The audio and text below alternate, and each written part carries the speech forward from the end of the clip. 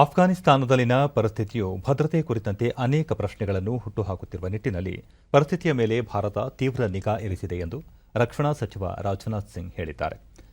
ಚಂಡೀಗಢದಲ್ಲಿ ಪಂಜಾಬ್ ವಿಶ್ವವಿದ್ಯಾಲಯ ರಾಷ್ಟ್ರೀಯ ಭದ್ರತೆ ವಿಷಯ ಕುರಿತು ಆಯೋಜಿಸಿದ್ದು ಬಲರಾಮ್ಜಿ ದಾಸ್ ಟಂಡನ್ ಸ್ಮಾರಕ ಉಪನ್ಯಾಸ ಕಾರ್ಯಕ್ರಮದಲ್ಲಿ ವಿಡಿಯೋ ಕಾನ್ಫರೆನ್ಸ್ ಮೂಲಕ ಭಾಷಣ ಮಾಡಿದ ಅವರು, ಅಫ್ಘಾನಿಸ್ತಾನದಲ್ಲಿನ ಭಾರತೀಯರ ಸುರಕ್ಷತೆ ಅಲ್ಲದೆ ಅಲ್ಲಿನ ಪರಿಸ್ಥಿತಿಯ ಲಾಭ ಪಡೆದು ಗಡಿಯಂಚಿನ ಭಯೋತ್ಪಾದನೆ ಪ್ರೋತ್ಸಾಹಿಸುವ ದೇಶ ವಿರೋಧಿ ಶಕ್ತಿಗಳಿಗೆ ಸರ್ಕಾರ ಯಾವುದೇ ರೀತಿಯಲ್ಲೂ ಅವಕಾಶ ನೀಡಬಾರದು.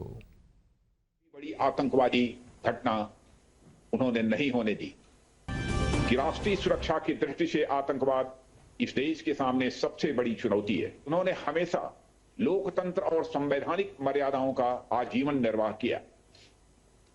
इसकी वानगी उन्होंने पंजाब में मंत्री के रूप में और बाद में छत्तीसगढ़ के राज्यपाल के रूप में भी दिखाई है. लोकतांत्रिक परंपराओं में उनका गहरा विश्वास था.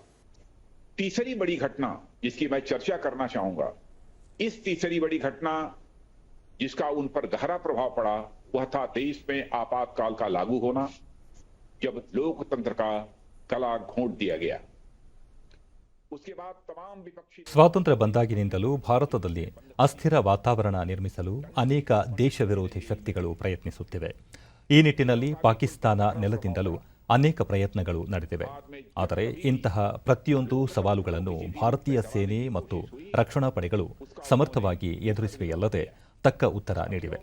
ಕದನ ವಿರಾಮ ಉಲ್ಲಂಘನೆ ಘಟನೆಗಳಲ್ಲೂ ಭಾರತೀಯ ಪಡೆಗಳಿಂದ ಪಾಕಿಸ್ತಾನ ಸದಾ ತಕ್ಕ ಪ್ರತ್ಯುತ್ತರ ಪಡೆಯುತ್ತಿದೆ ಎಂದರು. ಜಮ್ಮು ಕಾಶ್ಮೀರದಲ್ಲಿ 370 ಮತ್ತು 35A ವಿಧಿಗಳು ರದ್ದುಗೊಂಡ ನಂತರ ಪ್ರತ್ಯೇಕತಾವಾದಿ ಶಕ್ತಿಗಳ ಬಲ ನಶಿಸಿರುವುದರಿಂದ ಕಾಶ್ಮೀರದಲ್ಲಿ ಭಯೋತ್ಪಾದನೆ ಅಂತ್ಯಗೊಳ್ಳುವ ನಿರೀಕ್ಷೆ ಇದೆ ಎಂದರು. राष्ट्रीय सुरक्षा की दृष्टि से आतंकवाद इस देश के सामने सबसे बड़ी चुनौती है. इन चार घटनाओं ने टंडन जी के जीवन की दिशा तय की, जिसका असर यह रहा कि उन्होंने हमेशा लोकतंत्र और संवैधानिक मर्यादाओं का आजीवन निर्वाह किया. तो भारत के इतिहास में राष्ट्रीय सुरक्षा को एक व्यापक दृष्टि से यदि किसी ने पहली बार देखा तो आज से करीब 2200 साल पहले आचार्य चाणक्य ने देखा. राष्ट्रीय सुरक्षा को लेकर जिस तरह के विचार उन्होंने अपनी पुस्तक अर्थशास्त्र में रखे हैं वे आज भी उतने ही महत्वपूर्ण हैं जितने कि चाणक्य और चंद्रगुप्त मौर्य के समय में रहे हैं.